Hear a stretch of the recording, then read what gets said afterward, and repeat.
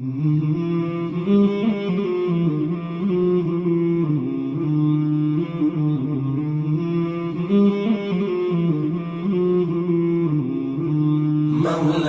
صل وسلم دائما أبدا على حبيبك خير الخلق كلهم. مولاي صل وسلم دائما أبدا على حبيبك خير الخلق كلهم محمد.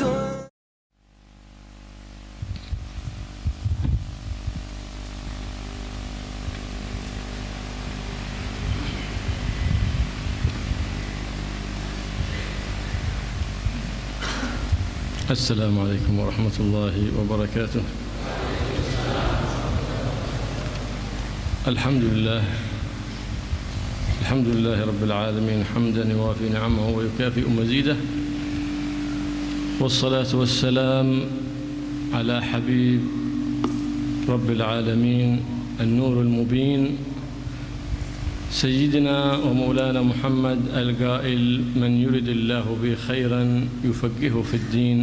فالله يفقهنا وإياكم في الدين ويجعلنا من أهل الفقه الظاهر وأهل الفقه الباطن، آمين اللهم آمين.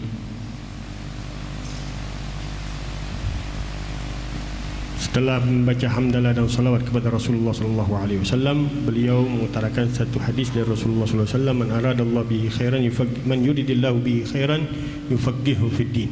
Siapa yang orang Allah inginkan kebaikan kepadanya, maka Allah akan berikan pemahaman terhadap agamanya. Mudah-mudahan kita doakan oleh beliau diberikan oleh Allah Subhanahu wa taala pemahaman fikih yang zahir dan pemahaman fikih yang batin. Amin ya rabbal alamin. والحمد لله أن وفقنا وإياكم للاجتماع في هذا المجلس المبارك في حضور شمائل المصطفى صلى الله عليه وسلم، وحضور مجلس علم الذي يقول فيه النبي محمد صلى الله عليه وسلم: حضور مجلس علم خير من صلاة 1000 ركعة وعيادة 1000 مريض وتشييع 1000 جنازة. Dan kita bersyukur kepada Allah Subhanahu wa taala, kita dikumpulkan oleh Allah Subhanahu wa taala di dalam majlis pembacaan daripada sifat-sifat Rasulullah sallallahu alaihi wasallam, syama'il Nabi sallallahu alaihi wasallam. Begitu juga hadir untuk menuntut ilmu, yang di mana di dalam menuntut ilmu Nabi sallallahu alaihi wasallam mengatakan menuntut ilmu lebih baik daripada sembahyang 1000 rakaat sunnah, berziarah kepada orang yang sakit, mengunjungi orang yang sakit 1000 orang yang sakit, dan mengusung jenazah 1000 jenazah.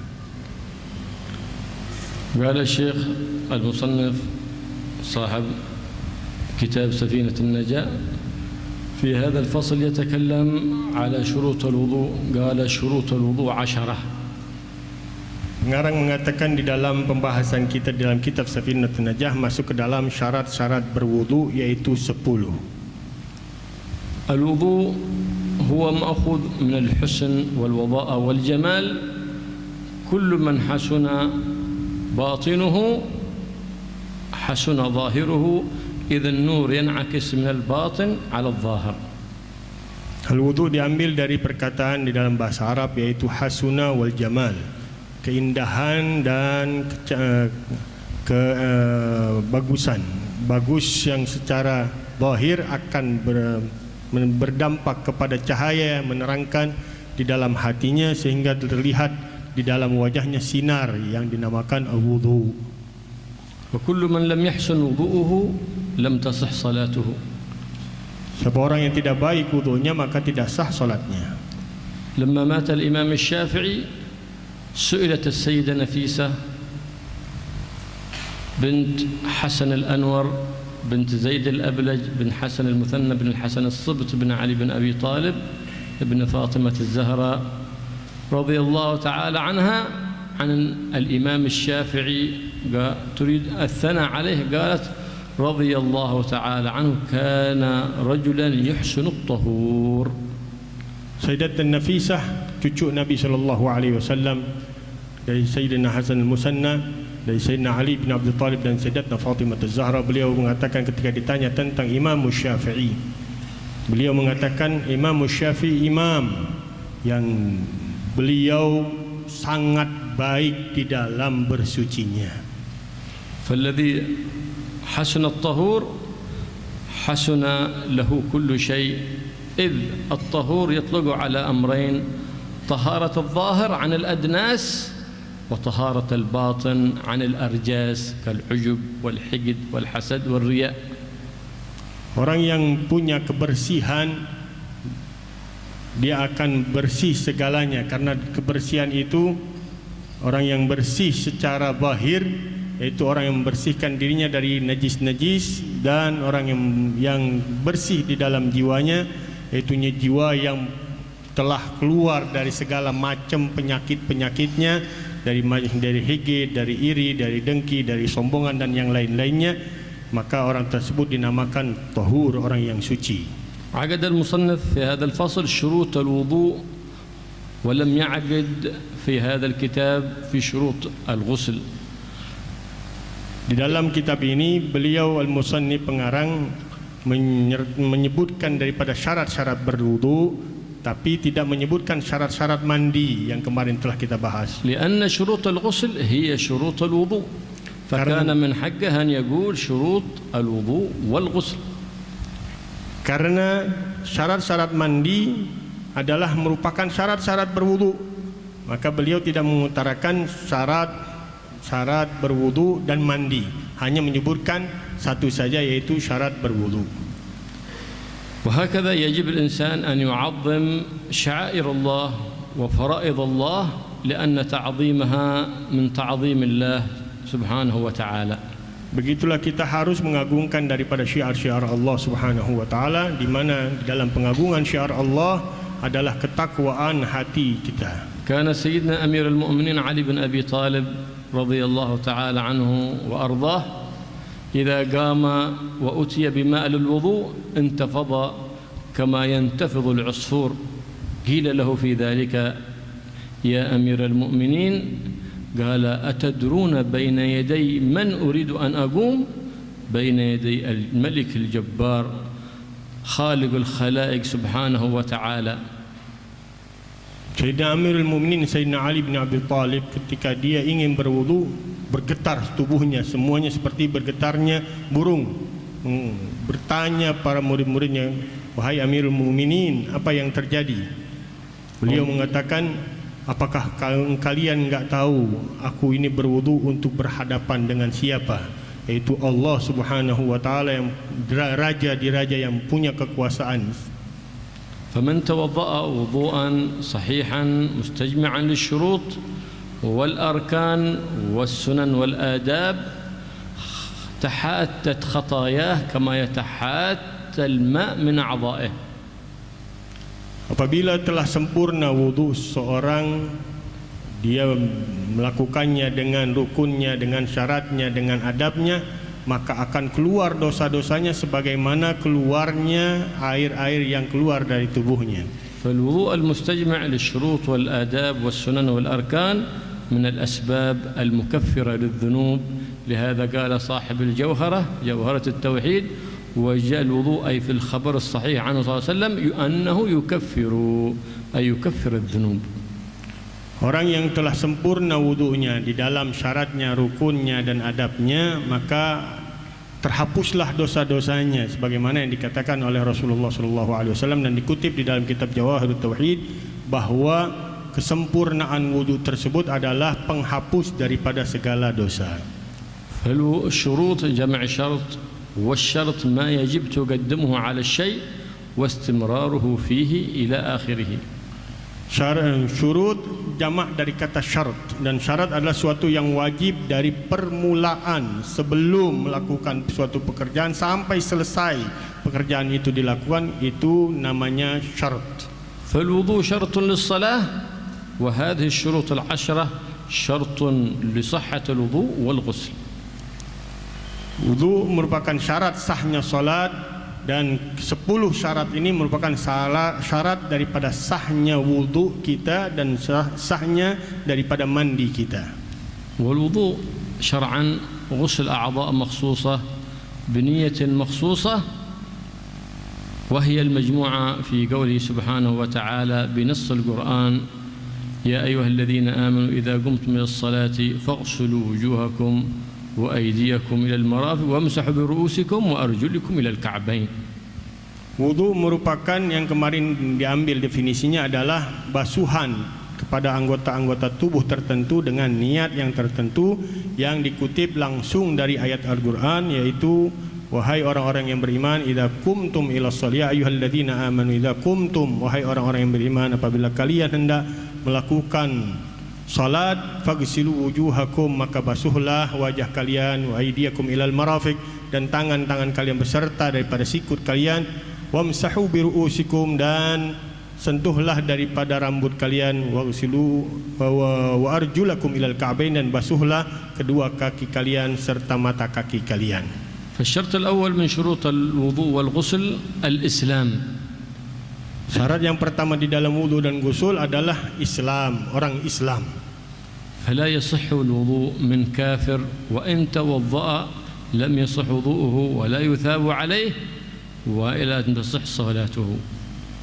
Orang kafir tidak sah salatnya, tidak sah daripada wudunya, tidak sah daripada mandinya apabila dia belum masuk dalam agama Islam. إذ أن من أركان الوضوء النية ومن شروط النية الإسلام، فكل عمل أو عبادة تترتب على نية لا تصح من كافر. Karena Islam merupakan syarat daripada hukum, daripada syarat sahnya niat, dan niat orang-orang yang beribadah harus daripada kewajibannya yaitu keislaman. Maka semua amalan-amalan yang berkaitan dengan ibadah yang di dalamnya ada niat harus orang tersebut dalam keadaan Islam. لأن الإسلام هو النطق بالشهادتين، شهادة لا إله إلا الله وأن محمد رسول الله، وإذعان القلب وإقباله لما أتى به النبي صلى الله عليه وسلم وعلم من الدين بالضرورة.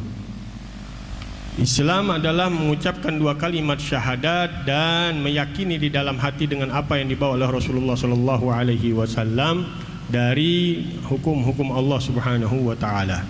فلهذا كانت نعمة الإسلام كما قال نعمة الإسلام أعظم نعمة حلت بساحة، أعظم نعمة لو كشف نور المؤمن لطبق ما بين السماء والأرض.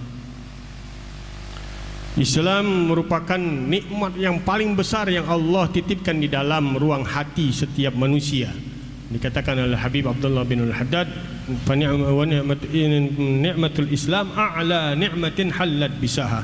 Nikmat Islam, nikmat yang tertinggi yang masuk ke dalam hati seseorang. Dengan nikmat tersebut Allah titipkan cahaya la ilaha illallah yang di dalam hadis Rasulullah sallallahu alaihi wasallam, kalau dibuka cahaya tersebut oleh Allah Subhanahu wa taala terhadap orang Islam yang mengucapkan la ilaha illallah tapi dia masih bermaksiat, akan menutupi daripada langit dan buminya Allah. بعض الصالحين حج بيت الله الحرام ولما كان يطوف ببيت الله سبحانه وتعالى استعظم هذه النعمة العظيمة فقال في طوافه الحمد لله على نعمة الإسلام وكفى بها من نعمة. Seorang arifin billah di dalam hajinya beliau merasakan keagungan Islam dalam dirinya sehingga beliau mengucapkan satu kalimat yang sering kita dengar, alhamdulillah ala ni'matil Islam wa kafa biha min ni'mah. Segala puji untuk Allah Subhanahu wa taala dari kenikmatan Islam dan cukup hanya dengan nikmat itu saja. فلما حج من العام القابل وكان في الطواف أراد أن يقول الحمد لله على نعمة الإسلام وكفى بها من نعمة، فإذا هو يسمع هاتفا يقول له إن الملائكة لم تفرغ من أجر الحمد الذي حمدته في العام الماضي لعظم ذلك عند الله سبحانه وتعالى. Ketika haji yang kedua kali beliau mengucapkannya lagi, dengar hatifan, suara yang beliau dengar orang-orang saleh yang dinamakan ilham dari para malaikat. Beliau mendengar, wahai fulan, cukup, jangan kau teruskan ucapanmu, kami ini malaikat telah capek menuliskan selama setahun pahala yang kau ucapkan pada tahun lalu. Alhamdulillah ala ni'matil Islam wa kafa biha min ni'mah. دخل النبي صلى الله عليه وسلم يعود مريضا يهوديا وكان في سكرات الموت وهو ينازع سكرات الموت.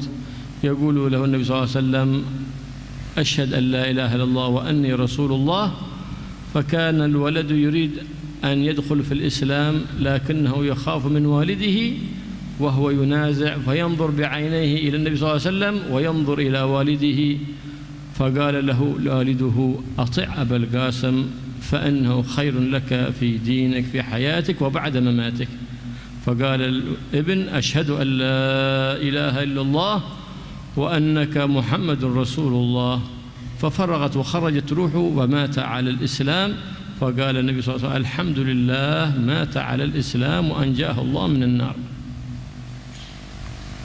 Seorang Yahudi, pemuda Yahudi yang sering membantu Rasulullah sallallahu alaihi wasallam, beliau sakit di dalam akhir sakaratnya dikunjungi oleh Rasulullah sallallahu alaihi wasallam. Ketika masuk, Rasulullah sallallahu alaihi wasallam mengatakan kepada pemuda tersebut, katakan syahadat la ilaha illallah dan aku ini Rasulullah sallallahu alaihi wasallam. Beliau ingin mengucapkannya tapi takut kepada orang tuanya, sehingga dia toleh Rasulullah sallallahu alaihi wasallam. Dia tatap, kemudian dia tatap orang tuanya. Orang tuanya mengatakan ati Abul Qasim, taati apa yang dikatakan oleh Abul Qasim, itu Rasulullah sallallahu alaihi wasallam, karena itulah kebaikan hidup dan matimu. Kemudian dia mengucapkan syahadah kepada Rasulullah sallallahu alaihi wasallam. Kemudian Rasul mengatakan segala puji bagi Allah yang telah memberikan hidayah kepadanya dan menyelamatkannya dari api neraka. Al-kafir idza mata يعاقب على ترك فروع الشريعة وإن كانت لا تصح منه لأنها تترتب على النية من وضوء وصلاة وصيام، ويعاقب في الآخرة عقابا زائدا على عقاب الكفر على ترك شرائع الإسلام لأنه مخاطب بالدخول الإسلام وأداء تلك الشرائع. Orang-orang kafir apabila nanti di hari kiamat mereka akan disiksa oleh Allah Subhanahu wa taala atas kekufurannya dan seluruh kaitan yang berkaitan tentang agama Allah Subhanahu wa taala, agama Islam, di dalam masalah-masalah yang berkaitan dengan ibadahnya. Karena mereka ketika di dunia Allah perintahkan untuk masuk ke dalam Islam dan untuk beribadah kepada Allah Subhanahu wa taala, mereka membangkang, maka Allah Subhanahu wa taala bukan hanya menghukumnya atas kekafirannya, tapi diperinci hukuman-hukuman yang dia teledorkan dari ibadah-ibadahnya. فلهذا إذا عمل أي عبادة تترتب على النية لم يصح منه تلك العبادة، لأن من شروط العبادة النية. فإن عمل قربة لا تترتب على النية كوقف أو نذر صح منه ذلك، أو صدقة صح منه ذلك، ولكن يعجل له الثواب في الدنيا ولم يكن له في الآخرة من نصيب إلا in hadahullah al-Islam qabla al-maut. Orang-orang kafir yang beribadah tidak diterima ibadahnya karena kaitan ibadah tadi harus dengan niat, dan niat harus dengan agama Islam. Apabila dia melakukan suatu kebaikan-kebaikan, maka Allah Subhanahu wa taala memberikannya balasan-balasannya di dunia, dan disahkan oleh para ulama apa yang mereka infakkan, sedekahkan, kebaikan-kebaikannya di dunia, dan Allah percepat balasannya di dunia. يتمنى الكافر يوم القيامة أنه دخل في الإسلام فيتحسر فيأكل يده اليمنى ثم يشرع في أكل يده اليسرى من الحسرة، فتنبت اليد اليمنى مرة أخرى ثم يأكل اليسرى ثم يرجع إلى اليمنى فتنبت اليسرى حسرة على عدم دخوله الإسلام، إذ أن الشيطان الذي أغواه على عدم دخول الإسلام في الدنيا يوم القيامة يتبرأ منه. Orang-orang kafir nanti di hari kiamat mereka merintih, mengeluh dengan segala yang mereka tinggalkan dari masuk ke dalam Islam. Mereka lihat amalan-amalannya dari tangan kanan dan kirinya, kemudian dia lihat tangannya dari amal-amalannya, dia kesal, marah, digigit itu tangan yang kelihatan daripada tulisan-tulisan amalnya sampai habis. Ketika dia habis, dia lihat lagi tulisan amalan yang ada di kirinya, dia makan lagi tangannya. Sebelum makan yang selesai, tangannya udah tumbuh lagi. Kemudian begitu terus dari kemarahan, dari hasil yang dia terima dari tulisan-tulisan amalannya di dunia. وكل إنسان إذا قام إلى الوضوء بعد أداء الوضوء بشروطه فعليه أن يراقب باطنه حتى يجمع بين الطهارة الظاهرة والباطنة بالتوبة والندم بين يدي الله سبحانه وتعالى والرحمة لإخوانه المسلمين وأن يضمر في باطنه النفع لجميع المسلمين. قيل لأبي يزيد البسطامي بماذا فضلك الله وأعطاك الله من المنن العظام؟ قال بما في قلبي من الرحمة لكل المسلمين حتى أنه لو قيل أن واحدا يدخل النار وبقية الناس يدخلون الجنة لاخترت أن أكون فداء لهؤلاء المؤمنين. Al-Imam Abu Yazid Al-Bustami, beliau ditanyakan, dengan apa engkau diberikan kelebihan oleh Allah Subhanahu wa taala? Beliau mengatakan, aku diberikan kelebihan-kelebihan dari Allah Subhanahu wa taala dengan rahmatku kepada orang-orang yang beriman. Apabila aku melihat, aku tahu ada orang yang beriman masuk neraka, melakukan daripada kemaksiatan-kemaksiatan, dan dia akan dibalas oleh Allah Subhanahu wa taala. Dari rahmatku aku meminta Allah Subhanahu wa taala agar aku yang menggantikan daripada posisi orang tersebut, karena batinnya sudah bersih, karena kesempurnaan kesuciannya, bukan hanya membersihkan yang zahir. Beliau mengatakan orang yang setelah sempurna zahirnya, hendaknya dia perhatikan kesempurnaan batinnya daripada hubungannya dengan Allah Subhanahu wa taala, dari ibadah-ibadahnya, kesucian jiwanya, dan rahmatnya terhadap orang-orang yang muslim, sebagaimana Abu Yazid Al-Bustami tadi mengisahkan tentang dirinya. الشرط الثاني التمييز، والتمييز معناه هو الذي بلغ سن التمييز، وليس هو 7 على المعتمد، إنما يقرر في كتب الفقه 7 جريا على الغالب، لأن غالب الأولاد والبنات يميز في 7 سنين، والمعتمد أنه من يأكل ويشرب ويستنجي لوحده فذلك بلغ سن التمييز، فحينئذ يصح الوضوء منه وتصح الصلاة. Yang kedua daripada syarat berwudu adalah orang yang sudah bisa membedakan atau dinamakan mumayyiz. Sebagian ulama mengkategorikan umur dari orang yang mumayyiz itu yaitu 7 tahun. Tapi yang benar, yang disepakati oleh para ulama Syafi'iyah adalah orang yang sudah bisa makan sendiri, minum sendiri, istinja sendiri, membersihkan istinjanya sendiri, dan bisa berwudu sendiri. هذا التمييز خرج بالمميز من لا تمييز له كالصبي الذي لا يأكل ولا يشرب ولا يستنجي وحده، والمجنون فإنه لا يصح منه الوضوء ولا تصح منه أي عبادة إلا الحج والعمرة فقط، مستثنى من شرط التمييز.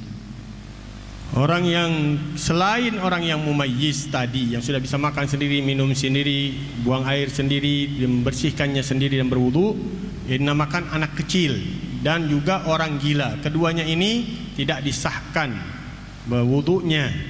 Orang anak gila, orang anak kecil yang belum mumayyiz, dan orang gila. Ada pengecualian anak-anak kecil di dalam masalah haji. Ada pengecualian hanya di dalam masalah haji, disahkan daripada amalan yang dilakukan oleh anak-anak kecil tadi walaupun belum mumayyiz. وهكذا ميز الله سبحانه وتعالى بني آدم عن بقية الحيوانات، ميزه بالعقل، لأن صاحب العقل يمنعه ملكة في النفس تمنع صاحبها عن ارتكاب القبيح، فالواقع في المعصية لا عقل له، والكافر لا يوصف بعاقل. Begitulah keutamaan orang-orang manusia dari makhluk-makhluk Allah yang lainnya, karena diberikan akal Allah Subhanahu wa taala, dan akal ada malakatun fin nafs yamna'u sahiba ala fi'lil ma'asi. Adalah kekuatan jiwa seseorang, daya pikir seseorang untuk menahannya, menolak daripada perbuatan-perbuatan maksiat. Maka orang yang bermaksiat adalah orang yang tidak berakal. Begitu juga orang kafir Gak bisa kita kategorikan mereka orang yang berakal karena tidak mampu menahan hawa nafsunya daripada kemaksiatan pembangkangan terhadap Allah Subhanahu wa taala. والمميز في الباطن هو من يميز ما يضره في دنياه وفي عقباه، ذاك مميز، والذي لا يعرف ذلك فلا تمييز له. Orang yang mumayyiz secara batin, yang bisa membedakan mana kenikmatan yang hakiki di akhirat dari kenikmatan yang sementara daripada kenikmatan-kenikmatan dunia. Apabila dia bisa membedakan, bisa mengetahui kenikmatan yang hakiki, maka dia dinamakan mumayyiz. فليس العاقل من يميز بين الخير والشر، إنما العاقل من يميز بين خير الخيرين فيلزمه وشر الشرين فيجتنبه. Orang yang berakal bukan hanya bisa membedakan antara yang baik dan yang salah, yang benar atau yang salah. Tapi orang yang berakal, orang yang bisa mengutamakan dari dua yang baik, mana yang lebih baik, dan bisa menolak daripada dua keburukan, mana yang lebih buruk. Dia tolak di dalam dirinya, orang itu dinamakan orang yang berakal. الشرط الثالث والرابع النقاء عن الحيض والنفاس، وهذا شرط خاص بالمرأة، أي الطهارة عن الحيض والنفاس. فالمرأة الحائض أو النفساء لا يصح منها وضوء ولا تصح منها صلاة. لماذا؟ لنجاستها، ولو توضأت بنية العبادة فتأثم ويحرم عليها الوضوء، وإذا صلت صلاتها باطلة وتأثم بفعلها ذلك. Dan yang ketiga daripada syarat sahnya salat adalah bersih daripada haid dan nifas. Dan ini terutama kalangan wanita, enggak ada kalangan laki-laki haid dan nifas. Bersih daripada darah haid dan darah nifas ini merupakan syarat sahnya wudu dan sahnya salat. Apabila orang perempuan melakukan juga wudunya, dia tahu hal itu dilarang, tidak disahkan, maka ibadahnya, wudunya itu mendapatkan dosa. Begitu juga ibadah solatnya. Kalau tetap dia lakukan solat dalam keadaan haid dan dalam keadaan nifas, maka solatnya dianggap batal dan dia masuk ke dalam dosa besar. Kalau dia mengetahuinya, bahkan bisa menjadi kufur. والحيض والنفاس شيء كتبه الله على بنات آدم عندما أخذت أمنا حواء من الشجرة، سال من الشجرة فقال لأدمينك وبناتك، فصار حيض في أمنا حواء وصارت بناتها من بعدها كذلك. Kejadian haid dan nifas ini terjadi ketika Sayyidatuna Hawa mengambil daripada buah yang ada di pohon di dalam surga yang dilarang oleh Allah Subhanahu wa taala. Ketika dia mengambil daripada buah tersebut, mengalirlah darah, dan Allah katakan, pohon tersebut mengatakannya, akan aku alirkan darah ini ke dalam rahimmu wahai Hawa dan keturunan daripada semua putri-putrimu sampai hari kiamat. فإذا حاضت أو نفست يجب عليها ترك الوضوء والغسل والصلاة والصيام وجوبا، وإذا طهرت من ذلك وجب عليها الغسل وصح منها الوضوء حين ذلك وجميع العبادات، لأن سيدتنا عائشة رضي الله تعالى عنها قالت كنا نؤمر بقضاء الصوم ولا نؤمر بقضاء الصلاة، فمدام لا يجب قضاء الصلاة لأن ترك الصلاة للحائض عزيمة لا رخصة، فلهذا حرم الله سبحانه وتعالى عليها الوضوء والغسل بنية العبادة وكذلك الصلاة والصيام. Kewajiban bagi orang yang haid dan nifas itu meninggalkan daripada wudunya, mandinya ketika saat dia dalam keadaan haid dan nifas. Begitu juga solatnya. Itu kewajiban yang pasti, karena Rasulullah SAW meriwayatkan dari Sayyidatuna Aisyah, beliau mengatakan, kami diperintahkan oleh Rasulullah SAW untuk membayar qadha puasa, tidak diperintahkan untuk membayar qadha daripada solat. Maka kewajiban solat ini ditinggalkannya harus merupakan perintah yang pasti, yang harus ditinggalkan bagi orang yang haid dan orang yang nifas.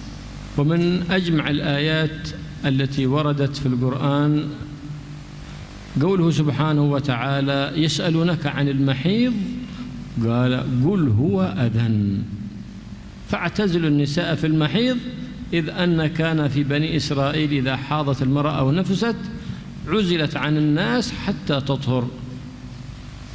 Rasulullah sallallahu alaihi wasallam ditanyakan tentang haid. Allah Subhanahu wa taala memberikan jawabannya langsung. Yas'alunaka 'anil mahid qul huwa adza. Mereka bertanya kepadamu wahai Muhammad tentang haid. Katakan kepada mereka itu adalah suatu gangguan. Fa'tazilun nisaa fil mahid. Maka tinggalkanlah para wanita-wanitamu di dalam keadaan haid.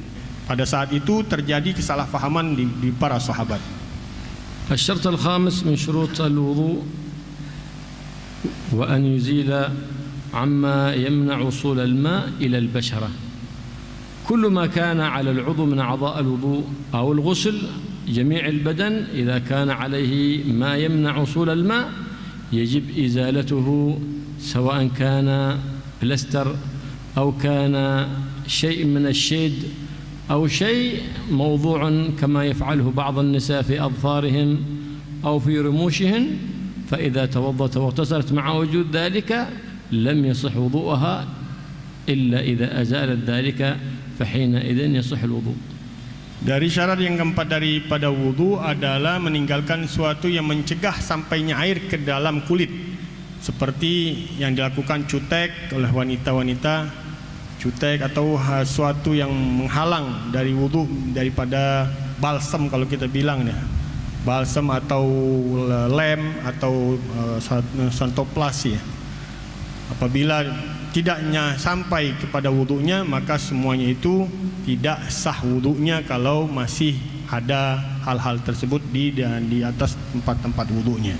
لهذا قال النبي صلى الله عليه وسلم ويل للأعقاب من النار لأنه يتهاون بها خصوصا أيام البرد، كذلك الذي يتهاون في أي عضو من أعضائه بعدم وصول الماء أعضاء الوضوء في الوضوء أو جميع البدن في الغسل يجب عليه أن يتعهد الأماكن التي يغلب عدم وصول الماء إليها، وإلا كان داخلا في الوعيد الوارد عنه صلى الله عليه وسلم في قوله ويل للأعقاب من النار وويل كلمة تهديد وقيل وأدي في جهنم. Rasulullah sallallahu alaihi wasallam mengutarakan dalam hadisnya, celaka bagi orang-orang yang teledor di dalam tumitnya, tidak membersihkannya dengan benar dari api neraka. Karena banyakkan orang-orang yang di Saudi, di kota-kota panas ya, negeri-negeri panas, kemarin saya katakan dia pecah-pecah kakinya. Dia nggak perhatian ya, asal basuh aja. Maka Rasulullah Shallallahu Alaihi Wasallam mengeraskan daripada anjurannya dengan perkataannya wailun, celaka.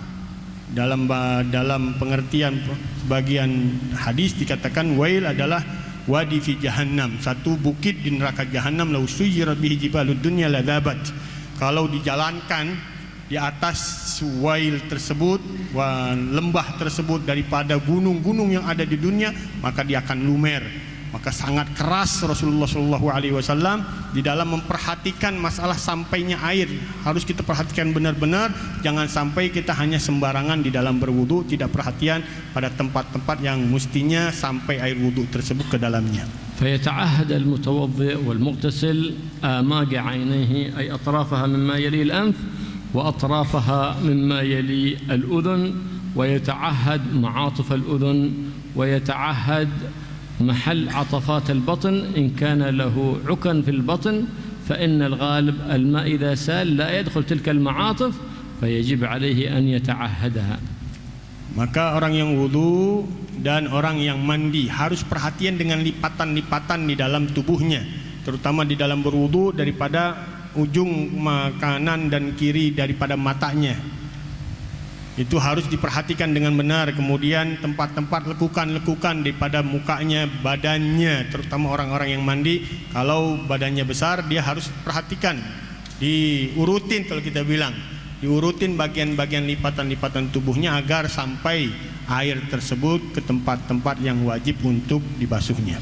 فإذا توضأ وكان على يده ما يمنع وصول الماء وبعد أن صلى رأى ما على يده أو على قدمه شيء يمنع وصول الماء، ما الواجب الذي عليه؟ الواجب أن ينزع ذلك الذي يمنع وصول الماء ويغسله ويغسل ما بعده من الأعضاء. مثاله لو كان على يده ثم نظر فإذا هنا الماء لم يصل يجب عليه أن يغسل ذاك المحل ويغسل ما بعده، يمسح الرأس ويغسل القدمين. Apabila seorang melihat bagian dari tubuh wudunya, dari misalkan tangannya, ada suatu yang mencegah daripada wudunya, airnya tadi sampai ke kulitnya, maka apa yang wajib baginya? Maka dia harus bersihkan daripada bagian yang tercegah tadi, dia basuh kembali, kemudian urutan yang setelahnya dia basuh juga, diulang lagi.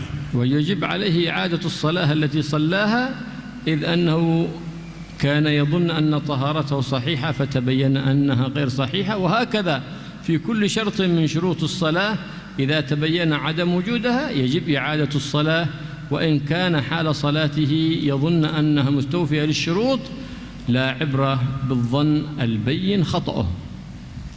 Begitu juga semua syarat-syarat di dalam salat kalau kita tinggalkan, kalau kita tahunya setelah salat, maka wajib kita mengqadha'nya, mengulangnya, bukan mengqadha'nya, mengulang salat tersebut dari yang tertinggal dari bagian wudu yang enggak kena tadi, kita tahunya habis salat, maka wajib kita mengulang salat kita karena salat yang tadi tidak disahkan. Begitu juga semua syarat di dalam salat apabila tertinggal, kalau kita tahu yakin setelah salat oh ada syarat yang tertinggal, maka wajib kita untuk mengulang salat tersebut. كالمرأة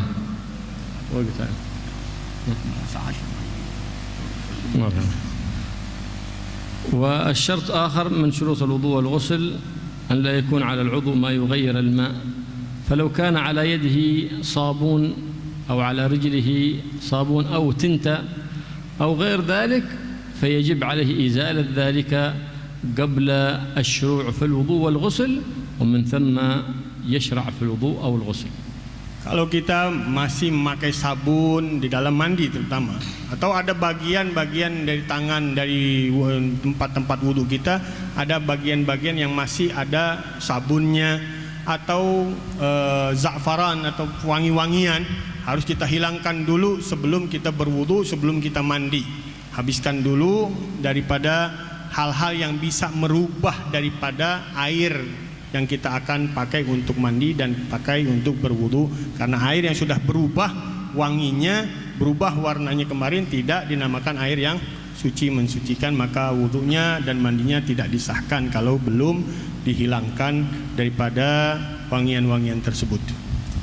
والعلم بفرضية الوضوء كذلك من شروط الوضوء والغسل، العلم بالفرضية، فلو توضأ أو اغتسل وهو يعتقد أن الوضوء سنة للصلاة لم يصح، لأن الله سبحانه وتعالى شرع الوضوء ليلة الإسراء والمعراج، الليلة التي فرض الله فيها الصلاة، شرع للنبي محمد صلى الله عليه وآله وسلم الوضوء في تلك الليلة. Wudu merupakan harus diketahui bahwa itu adalah mengetahui hal yang fardu di dalam wudu atau kewajiban wudu. Kalau kita mengatakan bahwa wudu yang kita lakukan adalah sunnah, maka tidak sah, karena harus kita mengetahuinya dengan pasti bahwa wudu adalah yang wajib di dalam salat. Tidak boleh kita mengatakan wudu itu adalah sunnah. Apabila kita mengatakannya itu sunnah, maka wudu kita tidak disahkan, karena wudu itu diwajibkan oleh Allah Subhanahu wa taala berbarengan dengan perintah salat ketika Rasulullah sallallahu alaihi wasallam Isra dan Mi'raj. وأن لا يعتقد فرضا من فروض الوضوء سنة، فلو اعتقد أن غسل اليدين في الوضوء سنة لم يصح وضوءه وإن غسل يديه، بخلاف العكس، لو اعتقد أن سنة من سنن الوضوء كالسواك أو المضمضة أنها واجب فلا يضر في صحة الوضوء ولا الغسل. Dan kita tidak boleh punya keyakinan yang etikat bahwa hal yang wajib di dalam berwudu itu sunnah. Misalkan basuh wajah atau basuh tangan, kita katakan basuh wajah yang pertama kali itu sunnah. Tidak boleh. Kebalikannya, kalau kita mengatakan hal-hal yang sunnah di dalam berwudu wajib semuanya, itu disahkan oleh ulama. Tapi hal yang wajib di dalam berwudu, rukun-rukun daripada berwudu kita katakan sunnah, tidak disahkan oleh ulama kita Syafi'iyah. كذلك من شروط الوضوء والغسل الماء الطهور، فلا يرفع حدثا ولا يزيل نجسا إلا الماء الطهور، وهو الذي خلق صاهر من أصل الخلقة وهو الذي يسمى ماء بلا قيد لازم. Dan yang kedelapan adalah syaratnya adalah air yang suci mensucikan kemarin, yang tidak ada perubahan dan tidak ada ikatan dengan apapun air tersebut, suci bersih sesuai penciptaannya Allah Subhanahu wa taala yang telah kita bahas dalam bahasan yang sebelumnya. ودخول الوقت، وهناك شرطان ليس للسليم وإنما هو للمريض العليل، يزاد شرطان وهو دائم الحدث، إذا كان بوله مستمر أو حدثه مستمر أو مستحاضة يزاد شرطان على السليم وهو خاص بالعليل، وهو دخول الوقت والموالاة لدائم الحدث، فلا يصح الوضوء منه إلا بعد أن يدخل وقت الصلاة، ولا يصح الوضوء منه إلا بالموالاة بأن يوالي بين الاستنجاء والتعصيب وبين التعصيب والوضوء وبين الوضوء بين أعضاء الوضوء بعضها البعض، أي بين غسل الوجه واليدين ومسح الرأس وغسل الرجلين يوالي، بحيث يغسل الثاني قبل جفاف الأول. والموالاة بين الوضوء والصلاة كذلك واجبة إلا لما هو لمصلحة الصلاة كانتظار جماعة أو قبلية أو سنة من سنن الصلاة. Yang terakhir daripada dua syarat yang terakhir ini hanya dikhususkan bagi orang yang punya penyakit. Kalau tadi yang semuanya orang-orang sehat. Yang dua ini adalah orang-orang yang penyakitan. Yang kemarin saya katakan ada penyakit beser kencing atau beser daripada yang najis-najis yang lain. Maka syaratnya adalah dia harus melakukan wudunya setelah masuk waktu. Wudunya harus dilakukannya setelah masuk waktu. Kemudian antara wudunya dan semua rukun-rukun wudunya harus disegerakan, dilangsungkan, dari mulai dia istinjanya, kemudian dia ikat daripada kemaluannya supaya nggak keluar kemana-mana, kemudian wudunya dari basuhan yang pertama, yang kedua, yang ketiga sampai yang kelima, yang terakhir harus dilangsungkan, tidak boleh ada jeda kecuali antara setelah wudunya dan sholatnya. Boleh jeda apabila untuk maslahat sholat, seperti apa? Nunggu sembahyang berjamaah atau gabliyah dan ba'diyah.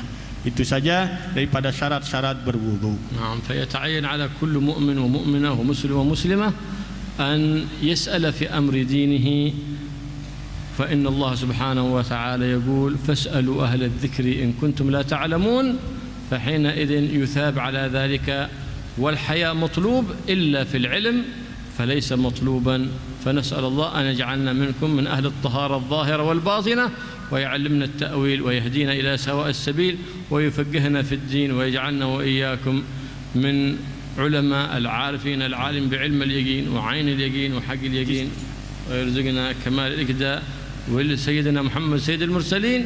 وإن صح ذلك الإجازة في هذا الكتاب سفينة النجاة عن مشايخنا عمن قرأنا عليهم، فقد أجزناكم في قراءته وتعليمه وتدريسه ونشره والدعوة إلى الله سبحانه وتعالى. Qabilnal ijazah, kita katakan bersama-sama qabilnal ijazah.